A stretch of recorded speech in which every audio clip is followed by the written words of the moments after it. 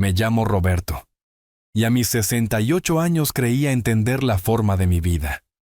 Era una vida tranquila, vivida en el eco de un gran amor, llena del olor a aserrín y la satisfacción de un ensamblaje bien hecho. Pero esa noche, en la cena de mi hijo, mi nuera me señaló con un dedo de manicura perfecta y llamó a la seguridad del edificio. «Saquen a este indigente de la mesa», siseó ella, su voz cortando la charla educada. Mi propio hijo, Mateo, un hombre cuya educación universitaria fue pagada por las astillas bajo mis uñas, simplemente se quedó allí parado, con la cara convertida en una máscara de vergüenza y silencio. Vieron mi ropa sencilla y mis manos callosas, y asumieron que yo no tenía poder. Confundieron mi dolor con debilidad, mi vida tranquila con una vida vacía. No tenían idea de que, durante los últimos 6 meses, desde que falleció mi mejor amigo y socio comercial, Antonio, yo había heredado silenciosamente su 60% de las acciones de Starlight Designs, la misma compañía que pagaba el salario de 6 cifras en dólares de mi nuera. Mientras su guardia de seguridad me escoltaba gentilmente fuera del hogar que yo ayudé a comprar, no sentí rabia. Sentí un enfoque frío y claro. Habían confundido mi paciencia con permiso, y estaba a punto de darles una clase magistral sobre la diferencia. Antes de continuar esta historia, díganme en los comentarios desde dónde nos están viendo. Y por favor denle me gusta a este video. Y suscríbanse al canal si creen que el valor de una persona se mide por su carácter, no por su billetera. La llamada llegó un martes. Yo estaba en mi taller, el pequeño garaje que había convertido en un santuario de cedro y roble. El aire estaba denso con el olor limpio de la madera recién cepillada. Mis manos, aunque más lentas de lo que solían ser, estaban firmes mientras trabajaba una pieza de cerezo, logrando una curva suave de la veta obstinada. Esta era mi paz. El trabajo silencioso. La conversación predecible entre el hombre y el material. El timbre agudo del teléfono fue una intrusión, un sonido de un mundo que yo intentaba mantener a distancia. Me limpié las manos en un trapo y revisé la pantalla. Mateo. Un nudo que no sabía que estaba ahí se apretó en mi estómago. No hablábamos mucho en estos días. Mis llamadas a menudo iban al correo de voz, respondidas horas más tarde con un mensaje de texto que parecía una respuesta automática. Contesté. «¿Hola, papá?» Su voz tenía esa calidez suave y ensayada que usaba con los clientes. Era la voz de un hombre vendiendo algo. «¿Mateo? ¿Todo bien?» Sí, todo está genial. Escucha, Paulina y yo vamos a tener a algunas personas en casa el sábado. Una cena. Es algo importante. Podía escuchar la duda, la cuidadosa selección de palabras. Me apoyé contra mi mesa de trabajo. La madera de cerezo se sentía fresca contra mi espalda. ¿Importante cómo? Bueno, el jefe de Paulina, el señor Vargas, va a estar allí. Es un gran asunto para ella, una oportunidad para realmente impresionarlo. Me quedé en silencio. Sabía lo que venía después. Realmente nos gustaría que estuvieras allí, papá.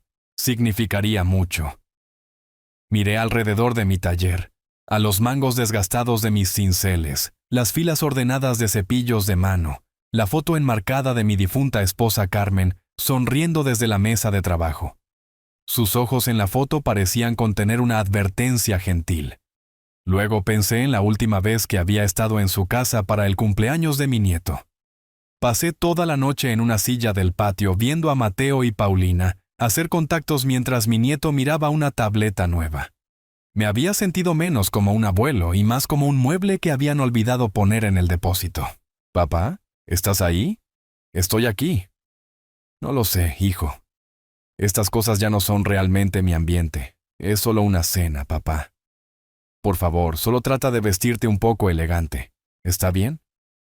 Ahí estaba. La verdadera petición escondida bajo la educada. No seas tú. Sé una versión de ti que no nos avergüence. Podía escuchar a Paulina al fondo, un murmullo agudo y dulce. Dile que es importante para nosotros vernos como una familia. Mateo se aclaró la garganta. Paulina dice que es importante que todos nos veamos como una familia. Sus palabras eran las de un loro, desprovistas de su propia convicción. Toda una vida de mis sacrificios pasó por mi mente. Vender las 4 hectáreas que mi padre me dejó para que Mateo pudiera obtener su maestría sin deudas. Trabajar los fines de semana durante 2 años para darle el capital inicial para su primera empresa fallida. Una pérdida que nunca le eché en cara. Lo hice porque era mi hijo. Porque creía que darle un mejor comienzo significaba que se convertiría en un mejor hombre. El silencio se alargó. «¿Está bien?», dije finalmente. La palabra sabiendo al aserrín. «Estaré allí». «Genial, papá, eso es genial. Solo sé tú mismo. Ya sabes, tu mejor versión». Colgó antes de que pudiera preguntarle cómo se veía mi peor versión. Dejé el teléfono y tomé mi cepillo de mano. Mi mejor versión, pensé, era el hombre que construía cosas, el hombre que ellos habían decidido hace mucho tiempo que no valía la pena presumir. Elegí mi ropa con cuidado, no para impresionarlos, sino para honrarme a mí mismo. Una camisa de franela limpia y planchada, mi mejor par de pantalones caqui y las botas de cuero que había tenido durante 20 años, aceitadas y pulidas hasta que brillaban con una dignidad tranquila. Cuando llegué, el valet en su edificio de apartamentos de lujo miró mi camioneta de 10 años con una lástima profesional que me decía que yo ya estaba fuera de lugar. Su apartamento estaba en el piso 12, con una vista que se extendía a través de las luces de la gran ciudad, como una alfombra de diamantes. El aire adentro estaba denso con el aroma de perfume costoso y comida de catering. Era una hermosa actuación de éxito. Paulina me saludó con un beso en la mejilla que no llegó a aterrizar, sus ojos recorriendo mi camisa con una microexpresión de decepción. «¿Papá? ¿Llegaste?», dijo ella, su sonrisa tan brillante y dura como las encimeras de mármol de su cocina. Me presentó a algunas personas con una vaguedad ensayada. «Este es el padre de Mateo, Roberto». Nunca mencionó lo que yo hacía, lo que había pasado mi vida construyendo. Para ellos, yo era solo un prefijo, el padre de Mateo. La noche avanzó. Me paré junto a la ventana con un vaso de agua con gas en la mano, sintiéndome como un fantasma en un banquete. Mateo estaba presidiendo junto a la chimenea, contando una historia sobre un reciente viaje de negocios al extranjero. Sus oyentes se reían en todos los momentos correctos. Eran su gente, personas que entendían el lenguaje de las opciones sobre acciones y las ganancias de capital. Lo observé y sentí un dolor hueco y familiar. Él tenía la vida que yo había querido para él. Lo que no me había dado cuenta era que en su nueva vida no había espacio para el hombre que había construido la escalera por la que él había subido. El punto de quiebre, cuando llegó, fue silencioso. Estábamos sentados para cenar alrededor de una larga y pulida mesa de caoba. El señor Vargas, el jefe de Paulina, un hombre con una voz suave y ojos inteligentes, estaba admirando la mesa misma. «Esta es una pieza magnífica», dijo, pasando una mano sobre el acabado liso. «Italiana, supongo». Paulina sonrió radiante, pavoneándose bajo su elogio. «Lo es. La importamos. Yo conocía esa mesa. Reconocí la veta, el sutil patrón de ojo de perdiz en la madera. No era italiana. Era nogal negro americano, una madera notoriamente difícil de trabajar. Y conocía el ensamblaje. Lo había visto antes en un pequeño taller en las montañas hace años. Sin pensar, el artesano en mí habló. «Es una pieza hermosa», dije en voz baja, mi voz entrando en la conversación por primera vez. «Aunque es nogal americano. Se puede notar por la forma en que la veta cambia cerca de las uniones. Un artesano de las montañas, creo. Tiene una forma muy distintiva de manejar sus colas de Milano». La mesa se quedó en silencio. El señor Vargas se inclinó hacia adelante, intrigado. «¿De verdad? ¿Cómo puede notarlo?».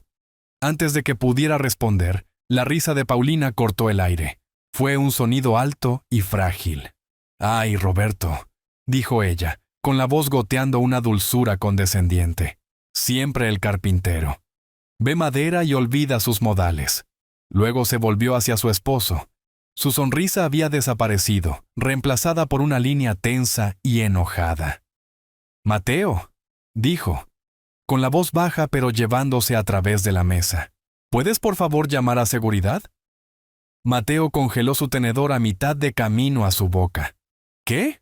¿Por qué?» Paulina no me miró. Mantuvo sus ojos en Mateo, bajando la voz a un susurro teatral que todos podían escuchar. «Porque me gustaría que este pobre diablo fuera retirado de mi mesa. Está avergonzando a nuestros invitados». La palabra quedó colgando en el aire. «Pobre diablo». El silencio que siguió fue absoluto. El señor Vargas miró hacia su plato, un rubor subiendo por su cuello. Los otros invitados miraron sus vasos de agua, al techo, a cualquier lugar menos a mí. Miré a mi hijo. Su rostro estaba pálido, sus ojos muy abiertos con un pánico familiar e impotente. Abrió la boca, luego la cerró. No hizo nada. No dijo nada. Simplemente se sentó allí, un invitado ante la crueldad de su propia esposa. Lenta y cuidadosamente coloqué mi servilleta al lado de mi plato. Me levanté. Mi silla no hizo ningún sonido sobre la alfombra gruesa. Miré a Paulina, cuyo rostro era una máscara de triunfo frío. Miré a Mateo, quien se negó a encontrar mi mirada. No dije una palabra. No tenía que hacerlo. Mi silencio era su propio veredicto. Me di la vuelta y salí del comedor. Mis pasos, siendo el único sonido en una habitación llena de gente que había elegido no escuchar.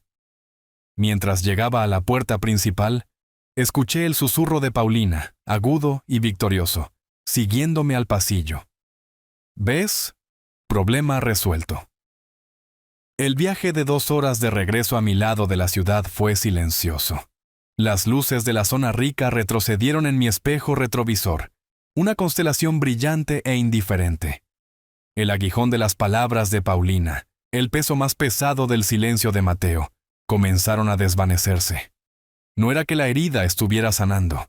Simplemente se estaba convirtiendo en otra cosa. Una cicatriz, dura, insensible y permanente, para cuando entré en el camino de entrada de mi pequeña casa de ladrillo ya pagada. El dolor había dado paso a una calma extraña y desconocida.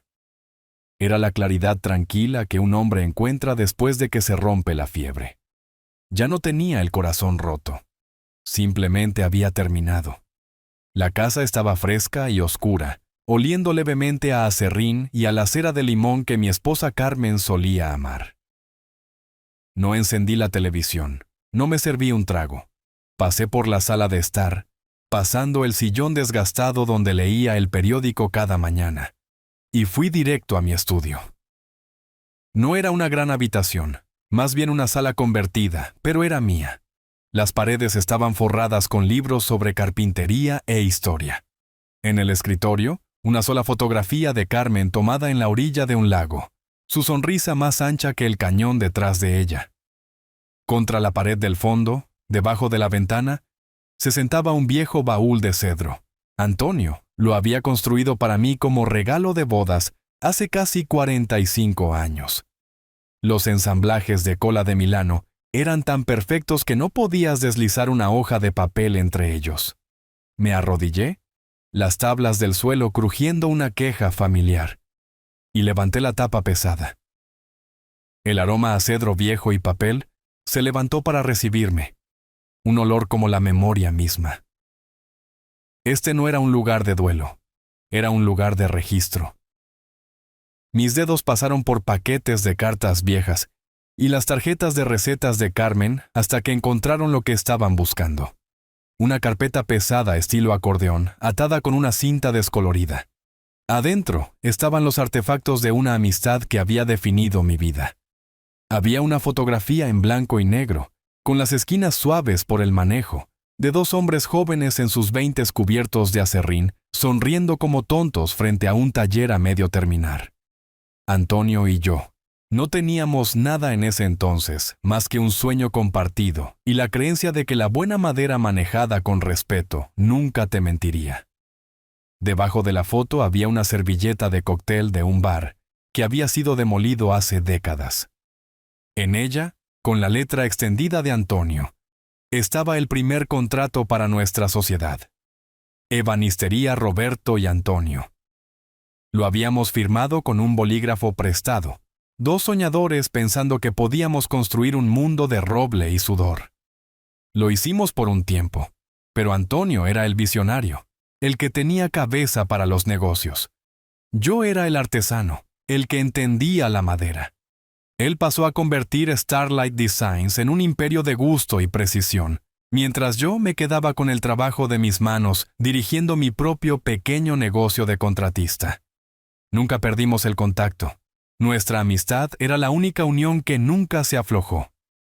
Saqué el último artículo de la carpeta, un sobre grueso de color crema sellado con cera. Había llegado por mensajero hace 6 meses, una semana después del funeral de Antonio. Mis manos estaban firmes mientras rompía el sello y desdoblaba la carta en su interior. La letra de Antonio era más débil ahora, las letras apoyándose unas en otras para sostenerse, pero la voz era inconfundiblemente suya. Roberto, comenzaba. Si estás leyendo esto, entonces estoy construyendo algo en un taller con mejor iluminación. He dejado atrás los negocios de este mundo y parte de ello ahora recae en ti. Starlight Designs fue nuestro sueño, incluso si mi nombre era el único en la puerta. Tú fuiste su cimiento. Me enseñaste el significado de la integridad, de una línea dibujada con verdad. Y es por eso que he hecho esto. Mis abogados tienen el papeleo. Mis acciones, el total del 60% de ellas, ahora son tuyas. Eres el accionista mayoritario, Roberto. El presidente de la junta directiva, si quieres el título. Sé que nunca quisiste la oficina de la esquina, pero la compañía necesita una conciencia más de lo que necesita otro vendedor. Necesita una brújula moral.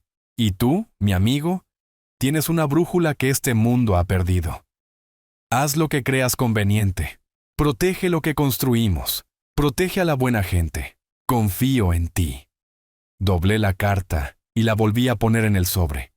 Durante 6 meses no había hecho nada. Por dolor por mi amigo, por una renuencia tranquila a entrar en un mundo al que sentía que no pertenecía. Había dejado que las acciones se quedaran como un hecho abstracto en el archivo de un abogado, mientras me ocupaba de mi propia vida tranquila. Pero esta noche, de pie en la opulenta sala de estar de mi hijo, siendo descartado como un mueble inconveniente, algo había cambiado.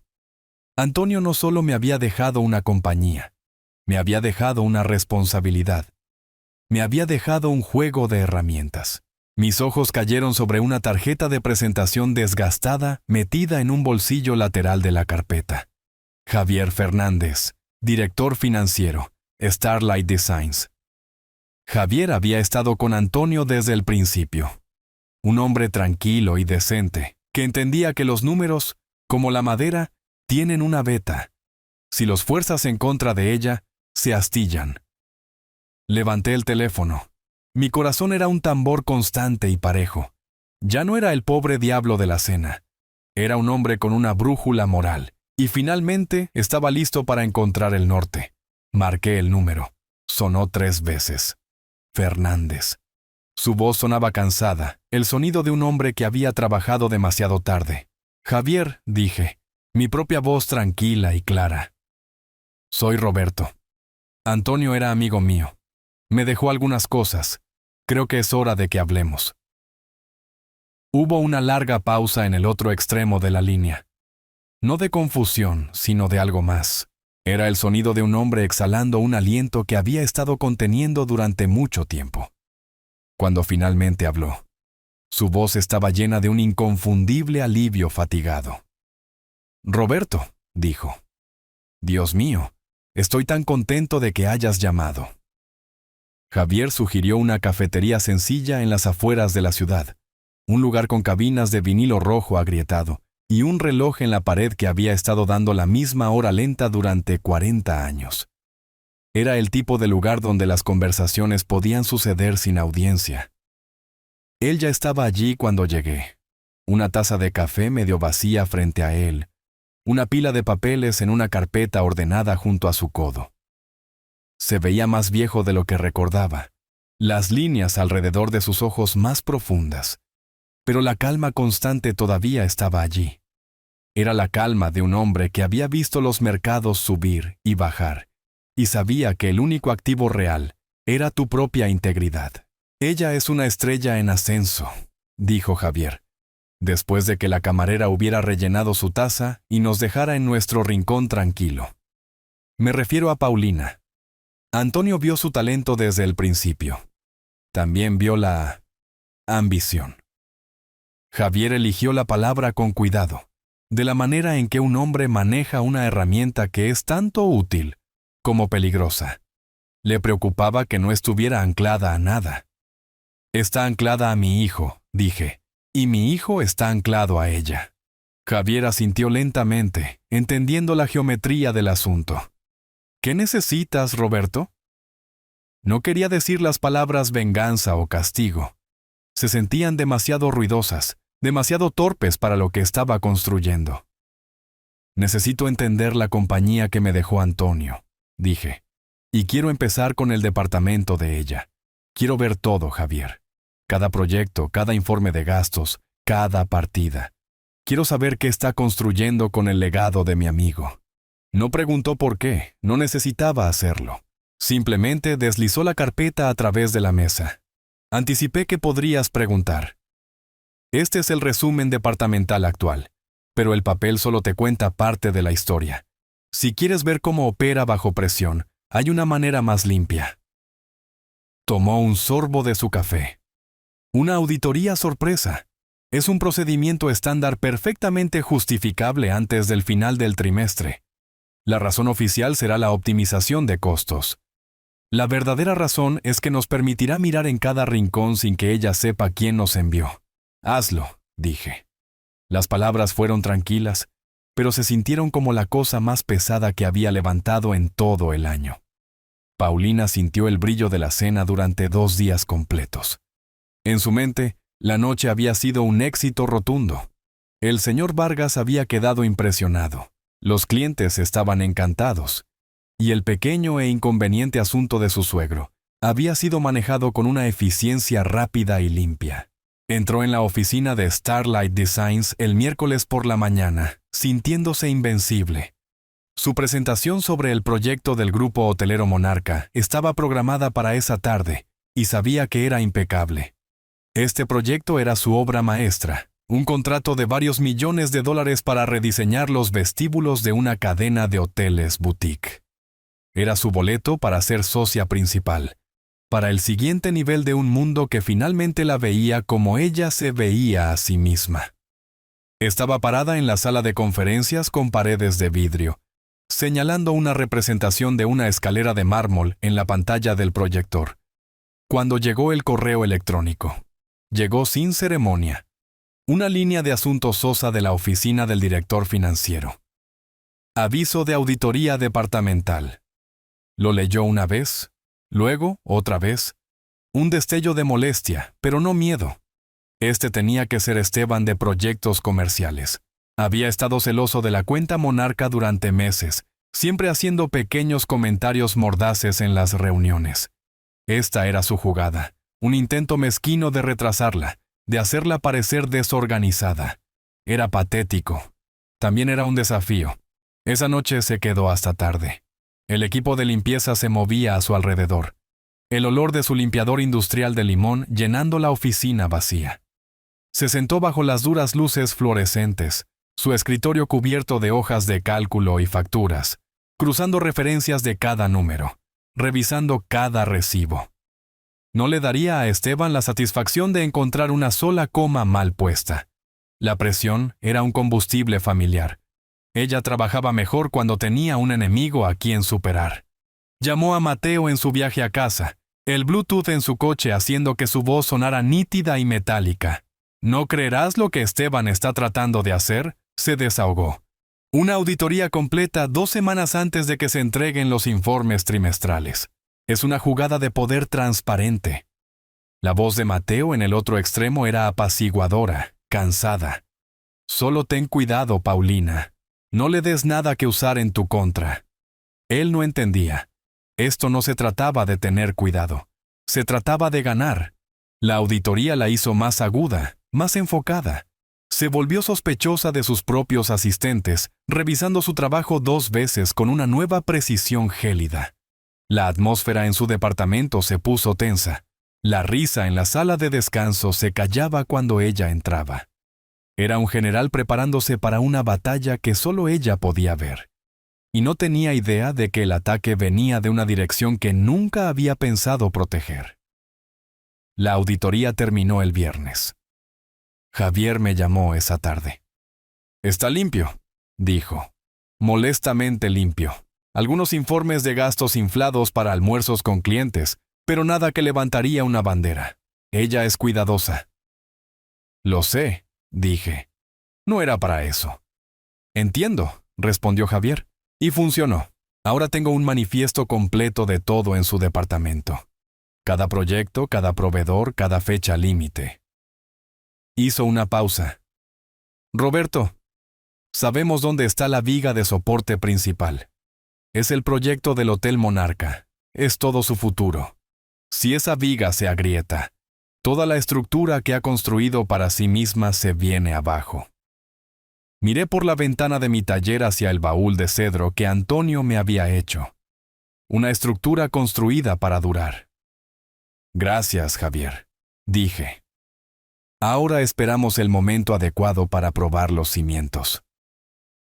La auditoría fue un preludio silencioso, una onda en la superficie del agua que insinuaba la corriente debajo. Paulina la había capeado, convencida de que era obra de un rival celoso. No tenía idea de que la marea misma se estaba volviendo en su contra. Durante los siguientes días, dejé que el silencio hiciera su trabajo. Cuidé el pequeño jardín que Carmen había plantado, mis manos encontrando una paz familiar en la tierra. Me tomé mi tiempo en el supermercado. Leí un libro en el porche, mientras las tardes de otoño se volvían más frescas. Era un hombre viviendo una vida pequeña y predecible. Y todo el tiempo, el manifiesto que Javier me había dado estaba en mi escritorio. Un plano detallado del mundo profesional de mi nuera. El viernes llamé a Javier de nuevo. No nos reunimos en la cafetería esta vez. Una llamada telefónica fue suficiente. Era una llamada para hacer un corte, y un artesano sabe que no necesita una audiencia para eso. «Javier», dije con mi voz uniforme, «el proyecto del Hotel Monarca. Como representante del accionista mayoritario, quiero que lo pongas en espera indefinida». Javier no preguntó por una razón. Entendió la herramienta que yo estaba usando. «¿Qué le debo decir a Vargas?», preguntó. «Dile que la nueva propiedad está llevando a cabo una revisión estratégica de arriba a abajo de todos los proyectos de capital importantes.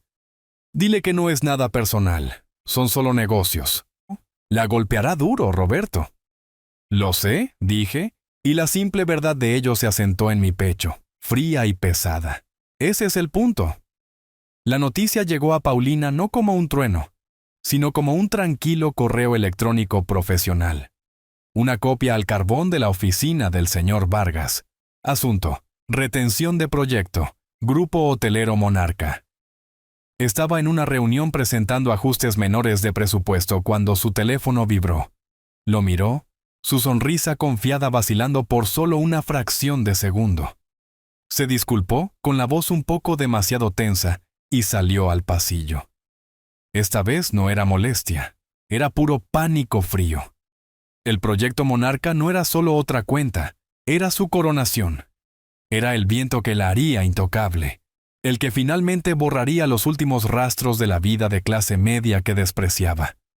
Tenerlo congelado sin razón, sin advertencia, era un golpe fatal. Intentó obtener respuestas. Llamó al señor Vargas, quien estaba igual de desconcertado y enojado. Había sido bloqueado por la oficina del director financiero. Es este nuevo accionista misterioso. Echaba humo él. Nadie sabe quién es, pero tiene a la junta asustada. Intentó con la oficina de Javier, pero su asistente era una fortaleza educada de política corporativa. El señor Fernández está en reuniones. La teoría del rival corporativo ya no tenía sentido. Esta era una jugada de poder absoluto, un fantasma en la máquina tirando de las palancas más importantes. Esa noche, la cuidadosa actuación de su vida doméstica se hizo añicos. La presión que se había estado acumulando dentro de Paulina finalmente estalló. «Alguien está tratando de destruirme, Mateo», gritó, tirando una pila de revistas de diseño al suelo. «Esto no es solo un contratiempo, esto es una ejecución, y tú solo estás ahí sentado». Mateo, inútil ante un problema que no podía resolver, con una sonrisa encantadora solo pudo balbucear: «¿Qué quieres que haga, Paulina?» No sé quién es. Sintió el peso familiar de su propia insuficiencia, un sentimiento del que había pasado toda su vida adulta tratando de huir. Y en ese momento de desesperación, su mente dio un salto desesperado. Fue una suposición nacida de una vergüenza profunda y no reconocida. «Tal vez», dijo lentamente, «tal vez es mi papá». Paulina dejó de caminar de un lado a otro. Se le quedó mirando. «Tu padre. El carpintero, no seas ridículo». «¿Qué podría hacer él posiblemente? No lo sé», dijo Mateo, la idea echando raíces. «Pero fue contratista durante 30 años. Conoce gente». Y después de esa cena, estaba enojado. Tal vez pidió algún favor viejo. Se quejó con alguien en una junta de zonificación. No sé, algo para causar un problema. Era una idea absurda. Un carpintero jubilado descarrilando un proyecto corporativo de varios millones de dólares. Pero era la única teoría que le daba a Paulina una cara para ponerle a su enemigo fantasma. El viejo, el pobre diablo. La reliquia inconveniente y vergonzosa que se había atrevido a corregirla frente a su jefe. Tenía un tipo perverso de sentido. Estaba amargado, estaba resentido, y estaba tratando de arruinarla. Mateo observó el cálculo en sus ojos. Él le había ofrecido un objetivo y ella lo había tomado. Su pánico comenzó a remodelarse en una rabia fría y enfocada. Miró a Mateo, su voz bajando a un zumbido bajo y peligroso. «Toma tu abrigo», dijo. «Vamos a hacerle una visita a tu padre. Es hora de que le recordemos a ese viejo con quien está tratando exactamente». El sonido de su coche de lujo crujiendo en mi camino de grava fue un insulto en sí mismo. Era demasiado fuerte, demasiado agresivo para la calle tranquila donde yo había vivido durante 40 años. Yo estaba en mi sala limpiando la repisa de la chimenea donde todavía se sentaba una foto de Carmen, su sonrisa atrapando la luz de la tarde. No me moví hacia la puerta. Dejé que tocaran. Entraron como si fueran dueños del espacio, trayendo una ráfaga de aire frío y arrogancia con ellos. Mateo parecía incómodo, sus ojos recorriendo la pequeña y ordenada habitación como si fuera un extraño. Paulina, sin embargo, era una depredadora en su elemento. No se molestó en saludar. Sus tacones costosos hacían clic en el piso de madera con un ritmo impaciente.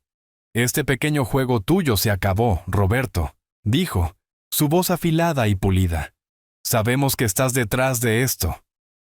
Dejó caer su bolso de diseñador en el sillón, donde Carmen solía tejer, un acto casual de marcado territorial. Terminé de limpiar el marco de la fotografía antes de volverme para enfrentarlos. Mantuve mi voz baja y uniforme. «No sé de qué juego estás hablando, Paulina». Mateo dio un paso adelante, interpretando su papel como el mediador reacio.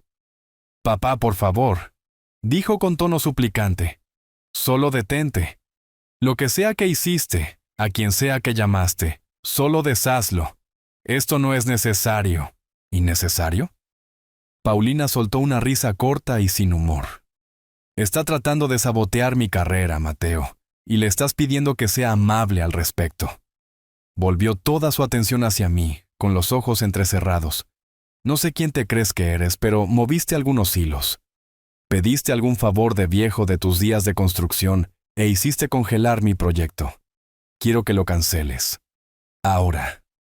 Dejé que sus palabras se asentaran en la habitación tranquila. Podía escuchar el tic-tac constante del reloj de pie en el pasillo, un sonido que ellos hace mucho tiempo habían dejado de escuchar. Miré de su cara furiosa a la ansiosa de mi hijo. No admití nada. Tampoco lo negué. Simplemente me senté en mi sillón, el que tenía los brazos desgastados que conocían la forma de mi cuerpo, e hice una pregunta simple. ¿Por qué haría eso? Paulina estaba lista para eso. Había ensayado su lista de mis supuestos pecados. ¿Por qué?, se burló. Porque estás amargado, Roberto. Porque te sentiste avergonzado en la cena. Y no puedes soportar que hayamos construido una vida con la que solo podías soñar. Estás celoso. Y estás tratando de castigarnos por no necesitarte más. Dejé que terminara. Tomé una respiración lenta. No estoy amargado, Paulina, dije con mi voz tan tranquila como la superficie de un lago profundo. Estoy decepcionado. Miré más allá de ella hacia mi hijo. Un padre tiene derecho a estar decepcionado cuando su hijo, el hombre que crió, se queda parado y observa a su esposa llamar a un guardia de seguridad para que lo echen de su casa. Luego volví mis ojos hacia ella. ¿Y un artesano?, dije, dejando que la palabra colgara en el aire, la que ella había usado como un insulto. Tiene derecho a estar decepcionado cuando su nuera, una diseñadora profesional, no puede notar la diferencia entre el nogal negro americano y una chapa italiana barata. Su cara se puso de un rojo oscuro y enojado. Mateo hizo una mueca como si las palabras lo hubieran golpeado físicamente. No había terminado. Hablas de tu vida, la que has construido. ¿Quién crees que puso los cimientos? Vendí las 4 hectáreas que me dejó mi padre, la única tierra que tenía nuestra familia, para que Mateo pudiera obtener su maestría sin un centavo de deuda. Cuando su primera empresa tecnológica fracasó, vacié mi cuenta de jubilación para cubrir sus pérdidas para que su crédito no se arruinara. No levanté la voz. Dije las palabras como un hombre leyendo de un libro de contabilidad. Cada sacrificio una partida limpia e innegable. Esas no fueron inversiones, Paulina. Nunca pedí un retorno. Fueron regalos. Y lo único que esperé a cambio fue un poco de respeto. No una ovación de pie, solo la decencia básica de no ser tratado como un indigente en la mesa de cena de mi propio hijo. Se quedaron en silencio. Mis palabras habían desmantelado la historia simple que se habían contado a sí mismos.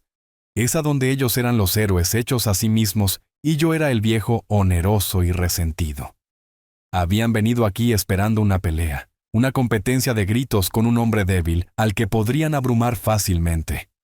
Encontraron un juez en su lugar, una autoridad tranquila contra la que no sabían cómo argumentar. Paulina se recuperó primero, su ira reensamblándose alrededor de su orgullo herido. «Esto no cambia nada», dijo, su voz temblando ligeramente. «Hay una reunión de la Junta la próxima semana para presentar al nuevo liderazgo. Presentaré mi proyecto y me los ganaré. No puedes detener eso». Solo la miré. No necesitaba decir nada. Podía ver el camino que había elegido. Ella no podía concebir un poder que no podía ver, no podía adular, no podía manipular. Su ambición era una venda en los ojos, y estaba caminando directamente hacia la trampa que yo había puesto. Mateo miró de mí a su esposa, su cara un desastre de confusión y culpa naciente. «Paulina, tal vez deberíamos irnos», dijo en voz baja. Pero ella ya se estaba moviendo hacia la puerta, su confianza un escudo frágil. Se fueron sin otra palabra. Observé a través de la ventana cómo se subían a su coche costoso, sus movimientos rígidos y enojados. Todavía tenían el control, se decían a sí mismos. Todavía eran los que conducían. Me quedé en mi sillón mucho después de que su coche desapareciera por la calle. La casa estaba tranquila de nuevo, pero esta vez la quietud no se sentía como soledad. Se sentía como estrategia. Paulina tenía razón en una cosa. La reunión de la Junta era su única oportunidad. Se prepararía para ella obsesivamente. Pondría todo su talento y ambición en una sola presentación, desesperada por impresionar al nuevo presidente sin rostro. No tenía idea de que estaría presentando su caso directamente al pobre diablo, que había hecho echar de la cena. La confrontación en mi casa los dejó sacudidos, pero conocía a Paulina lo suficiente como para predecir su próximo movimiento. Un animal acorralado no aprende humildad. Busca una nueva forma de atacar. No podía aceptar un poder que no podía ver, así que redoblaría la apuesta en el único poder en el que creía, su propia actuación. Era hora de darle un escenario. Llamé a Javier a la mañana siguiente. Mis instrucciones fueron simples. Javier, dije, es hora de anunciar el futuro de la compañía. Programa una reunión obligatoria de todos los empleados para el próximo viernes. ¿El tema?, preguntó, aunque podía escuchar en su voz que ya sabía la respuesta. Una nueva visión estratégica, dije, y una introducción al nuevo liderazgo. Hice una pausa, dejando que el peso de las siguientes palabras se asentara, y agrega un punto especial a la agenda. Una presentación de proyectos estratégicos clave para la aprobación final del nuevo presidente. Javier guardó silencio por un momento. Ella verá eso como su única salida, dijo. Morderá el anzuelo. Lo sé, dije. Por eso lo estamos ofreciendo. El correo electrónico salió una hora después. Aterrizó en la bandeja de entrada de Paulina como una intervención divina. Durante semanas había estado luchando contra un fantasma, un poder sin nombre y sin rostro que había estancado su carrera. Ahora ese poder le estaba dando una oportunidad, un reflector. El nuevo y misterioso presidente finalmente se estaba revelando, y le estaba dando la oportunidad de defender su caso. En su mente, la narrativa era clara.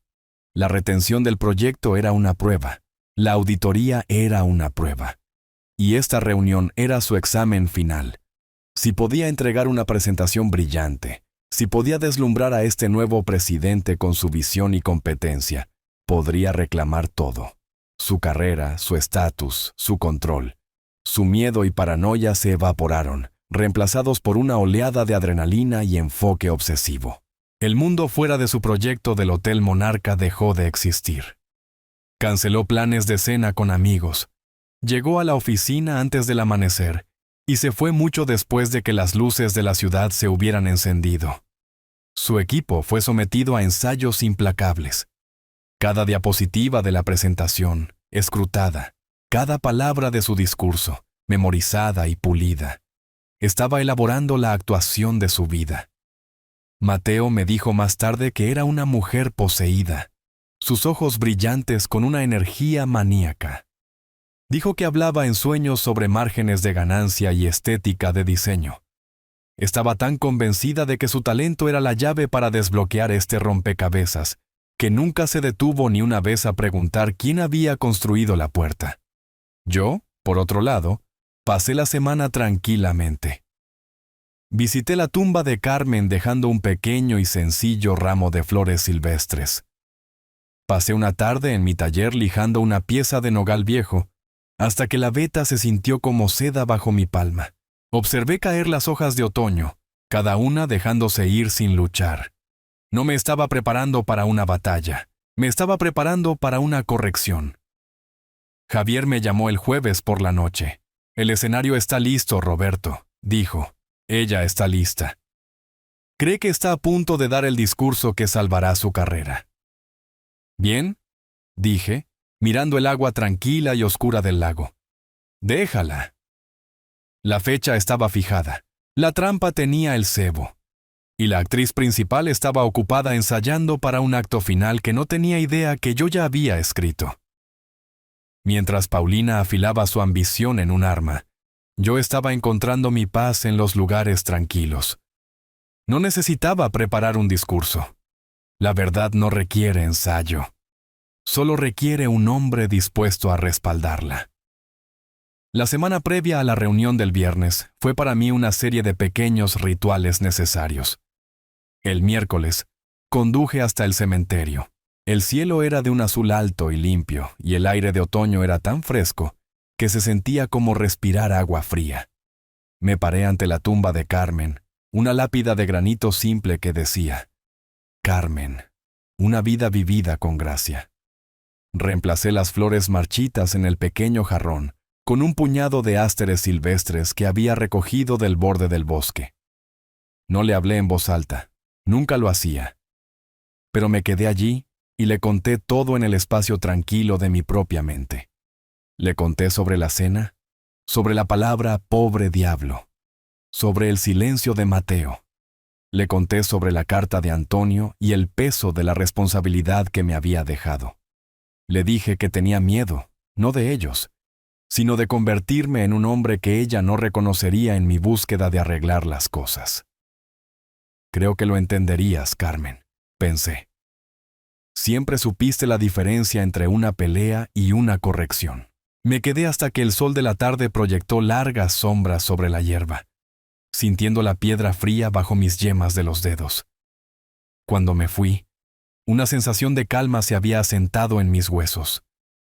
No solo estaba luchando por una compañía, estaba defendiendo la vida que habíamos construido, los valores que habíamos compartido. Al día siguiente, pasé toda la mañana en mi taller. Tomé una pieza de nogal negro aserrada en bruto, la misma madera que su pretenciosa mesa de comedor, y la puse en mi mesa de trabajo. No tenía un proyecto en mente. Solo necesitaba sentir la conversación entre mis manos y la madera. Comencé con un cepillo de mano, el rítmico shhh de la hoja, afeitando el exterior áspero. Pasaron horas. La pila de virutas rizadas y fragantes creció alrededor de mis pies. Pasé del cepillo a la lija, comenzando con un grano grueso y bajando, sintiendo cómo la veta entregaba lentamente su aspereza, volviéndose más suave, más honesta. El trabajo era meditativo. Era una forma de tomar algo caótico y, a través del esfuerzo paciente y constante, llevarlo a un estado de verdad innegable. Para cuando terminé, la pieza de madera era tan suave como una piedra de río, su profunda y compleja veta brillando bajo las luces del taller. Era solo una pieza de madera, pero sentí como si hubiera restaurado alguna pequeña pieza de orden en el mundo. Esa noche, con el aroma del nogal todavía en mis manos, levanté el teléfono y llamé a Mateo. Contestó al segundo timbre, su voz cautelosa. «Papá». «Mateo», dije, manteniendo mi tono neutral. «Hay una reunión de la compañía en Starlight Designs mañana. Una asamblea general. Quiero que estés allí». Hubo una pausa. «¿Por qué? ¿Qué tiene que ver conmigo?» «Eres mi hijo», dije simplemente. «Tu familia. Quiero que estés allí como familia». Dudó. Podía escuchar los engranajes girando en su cabeza, la mezcla de curiosidad, culpa y el deber reacio e innato de un hijo. «Está bien», dijo finalmente. «Está bien, papá. Estaré allí». No le di las gracias. Solo dije «bien» y terminé la llamada. Necesitaba estar allí. Necesitaba ver la consecuencia completa y final de las elecciones que había hecho y las elecciones que había fallado en hacer. Antes de irme a dormir, me paré en mi estudio y miré la vieja fotografía en blanco y negro de Antonio. Y yo.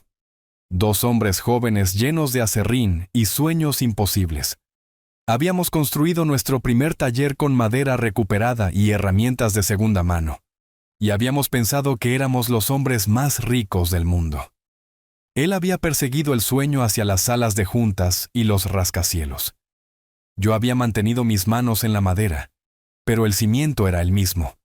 Estaba construido sobre un apretón de manos, sobre una creencia compartida de que haces lo correcto por las personas con las que trabajas, y nunca mientes sobre la calidad del material. «Haré lo correcto con esto, Antonio», le susurré al joven sonriente en la fotografía. «Por los dos». Apagué la luz. La casa estaba tranquila. Los preparativos estaban completos. Mañana, las palabras finalmente terminarían. Era hora de mostrarles cómo se ve realmente un cimiento construido para durar. La sala de conferencias en Starlight Designs era un mundo lejos de mi taller. Era una catedral de vidrio y acero con una larga mesa de obsidiana pulida que reflejaba el horizonte de la ciudad como un lago oscuro e inmóvil. El aire acondicionado zumbaba una nota baja y constante, y la habitación olía a dinero, un aroma estéril y metálico que no se parecía en nada al olor honesto de la madera. Lo observé todo desde una pequeña oficina en un monitor que Javier había instalado para mí.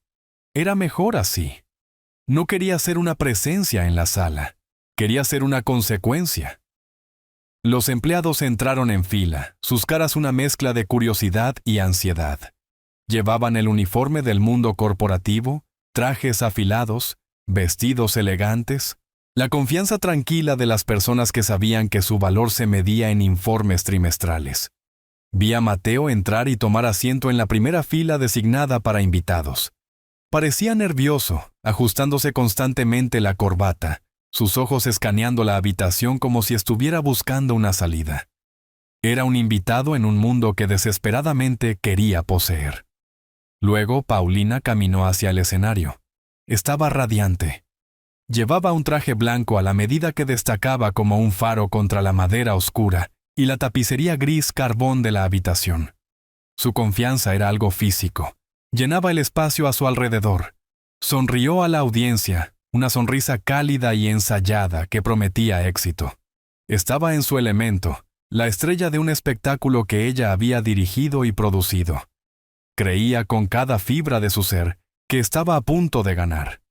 Su presentación fue, tuve que admitirlo, brillante. Habló con una autoridad fluida y fácil. Las representaciones para el proyecto del Hotel Monarca eran impresionantes, elegantes, modernas, pero atemporales. Llevó a la audiencia a través de cada detalle, desde la carpintería hecha a medida hasta las luminarias exclusivas. Hablaba su idioma, el idioma del lujo, de la identidad de marca, de la visión de un cliente hecha realidad. Tenía talento. Nunca había negado eso. Pero el talento sin carácter es como una hermosa casa construida sobre un cimiento podrido. Es solo cuestión de tiempo antes de que se derrumbe. Cuando terminó, la sala estalló en aplausos. Fue genuino. Los había deslumbrado. Se paró bajo el cálido resplandor de las luces del escenario, aceptando su admiración, su sonrisa triunfante. Lo había hecho. Se había salvado a sí misma. Luego Javier Fernández caminó hacia el escenario. Era una presencia tranquila y constante. Su traje gris simple, un contrapunto tranquilo al blanco brillante de Paulina. Esperó a que los aplausos se apagaran. «Gracias, Paulina», dijo con su voz uniforme y profesional. Esa fue una presentación excepcional, verdaderamente. Paulina inclinó la cabeza, una reina aceptando el elogio de un súbdito leal.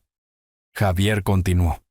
Como todos saben, Starlight Designs ha pasado recientemente por un cambio significativo en la propiedad, un cambio que nos devuelve a los principios fundacionales sobre los cuales se construyó esta compañía.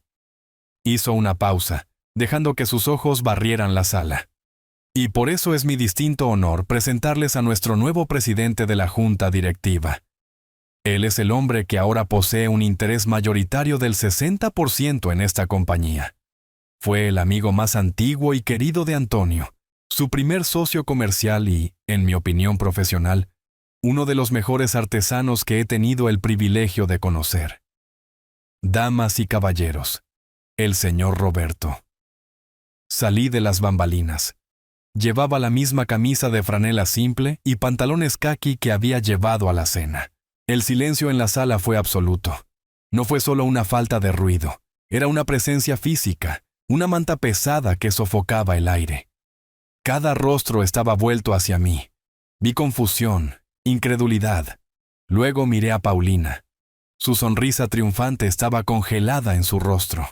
Era una reliquia de hace un momento, un artefacto de un mundo que ya no existía. Observé su mente trabajar detrás de sus ojos, el cálculo frenético mientras trataba de darle sentido a lo imposible. El pobre diablo. El viejo carpintero inconveniente. Su sonrisa no solo se desvaneció, pareció agrietarse y caerse, revelando el terror crudo y absoluto debajo. Su cara se puso pálida, de un blanco enfermizo como la tiza. Luego miré a Mateo. Tenía la boca abierta. Sus ojos estaban muy abiertos con un horror tan profundo que era casi cómico. Me estaba mirando como si estuviera viendo un fantasma, el fantasma de cada sacrificio que había dado por sentado, cada advertencia que había ignorado, cada decepción silenciosa que había confundido con aceptación.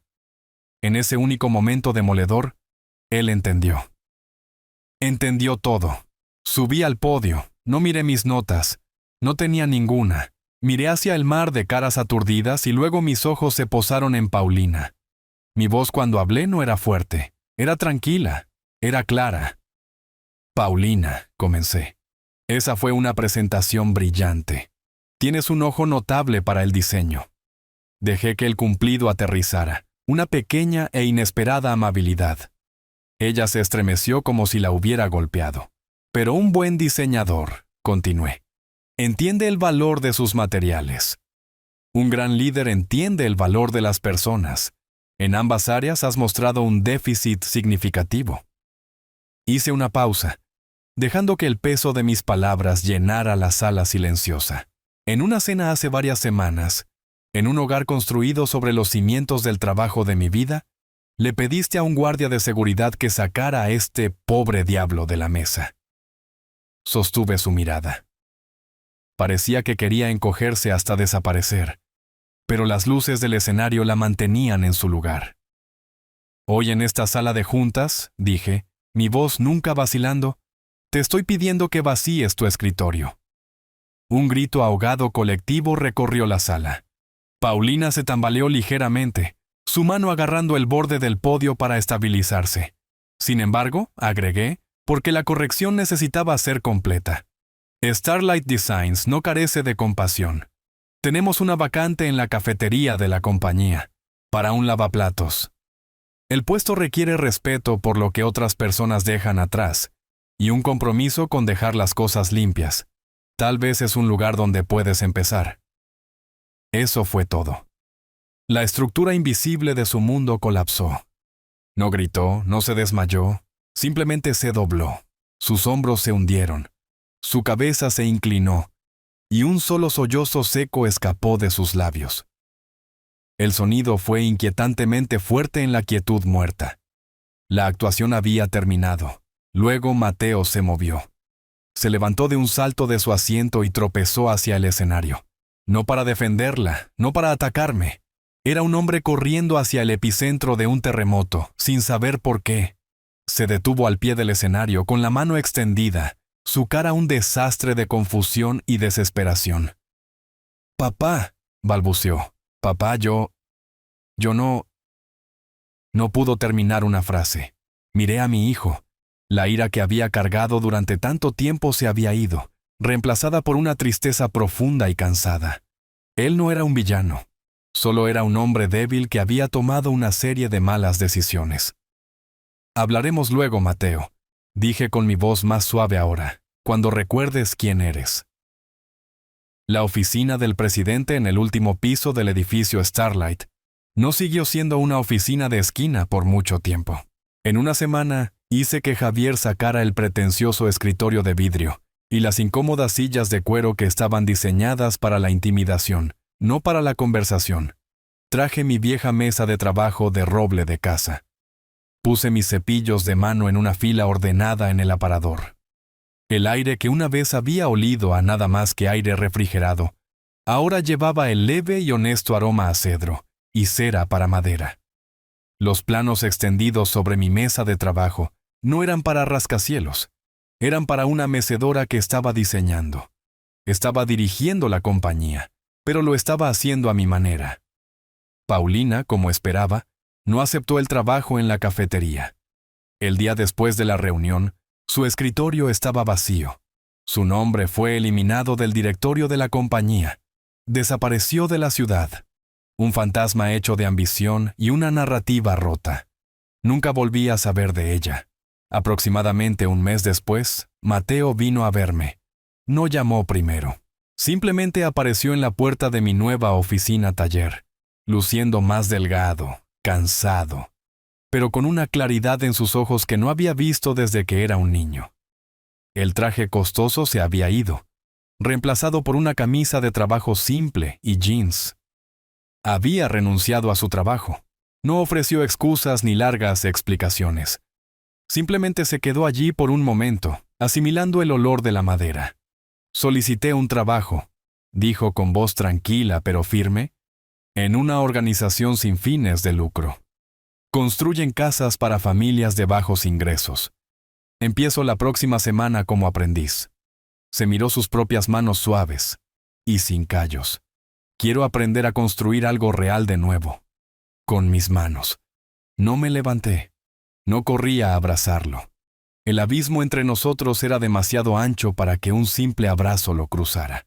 Un perdón fácil habría sido una mentira, y habíamos tenido suficientes de esas. En cambio, asentí lentamente. Alcancé la pieza de nogal negro que había lijado el día antes de la reunión, la que era tan suave y verdadera como la piedra pulida. Se la extendí. Empieza con esto, dije. Siéntela. Entiende su veta, su peso, su honestidad. Cuando entiendas la madera puedes volver, y podemos hablar sobre construir una casa. Tomó la pieza de madera de mi mano. La sostuvo con cuidado, dándole vueltas una y otra vez, sus dedos trazando las líneas que yo había hecho, y por primera vez en 20 años, cuando me miró no vio un obstáculo, un recurso o un fantasma de su pasado. Vio a su padre. Más tarde esa noche, mucho después de que Mateo se hubiera ido, me quedé solo en el pequeño balcón fuera de mi nueva oficina. La ciudad se extendía debajo de mí, un vasto y brillante tapiz de luz y sombra. Los sonidos del tráfico y las sirenas eran un zumbido distante y apagado. Una brisa fresca se movía a través de los cañones de los rascacielos, llevando consigo la sensación de un mundo que estaba constantemente en movimiento, constantemente cambiando. No sentí triunfo. El sabor amargo de la venganza hacía mucho que se había desvanecido, dejando algo más limpio en su lugar. No sentí alegría. El costo de esta victoria había sido demasiado alto. Lo que sentí fue una paz profunda, tranquila e inquebrantable. La corrección estaba completa. El equilibrio había sido restaurado. La lección más grande de esta historia es que la dignidad de un hombre no es negociable. Es la roca sobre la cual se construye su vida, y no se puede firmar para mantener la paz o para subsidiar la comodidad de otros, ni siquiera de la familia. Cuando permites que tus sacrificios sean tratados como un derecho adquirido, no estás siendo amable. Estás enseñando a otros que tu respeto propio es un gasto. Establecer un límite no es un acto de guerra, es un acto de autopreservación. Es el momento en que un hombre decide que su silencio ya no será confundido con permiso. Un límite no es un muro destinado a alejar a la gente para siempre. Es una puerta que les enseña, finalmente, cómo tocar con respeto antes de entrar en tu vida. Es el acto tranquilo e irreversible de recuperar la llave de tu propia casa y decidir por ti mismo quién es bienvenido adentro. Si crees que la dignidad de un hombre es lo más valioso que posee, por favor dale me gusta y suscríbete al canal para no perderte más historias sobre el ascenso de los hombres silenciosos.